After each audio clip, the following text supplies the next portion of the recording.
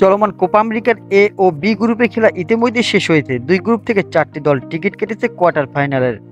Group এ থেকে প্রথম দল হিসেবে শেষ 8 নিশ্চিত করে বর্তমান চ্যাম্পিয়ন আর্জেন্টিনা, তাদের সঙ্গে কানাডা। বি থেকে কোয়ার্টার নিশ্চিত করেছে ভেনেজুয়েলা ও ইকুয়েডর। এই 4 দলই কোয়ার্টার ফাইনালের ম্যাচে মুখোমুখি হবে। দক্ষিণ আমেরিকান ফুটবল কনফেডারেশন বা কনমেবলের নিয়ম অনুযায়ী গ্রুপ এ চ্যাম্পিয়ন এবং গ্রুপ বি রানার্স আপ মুখোমুখি হবে নকআউট ম্যাচে। গ্রুপ এ রানার্স আপ এবং বি চ্যাম্পিয়ন মুখোমুখি হবে দ্বিতীয় নকআউট ম্যাচে। সেই হিসেব অনুযায়ী চলমান কোপা আমেরিকার প্রথম কোয়ার্টার ফাইনালে এ চ্যাম্পিয়ন আর্জেন্টিনা মুখোমুখি হবে বি রানার্স আপ ইকুয়েডরের। আগামী 5 জুলাই যুক্তরাষ্ট্রের হিউস্টন, বাংলাদেশ সময় সকাল 7টায় অনুষ্ঠিত হবে এই দুই দলের ম্যাচটি।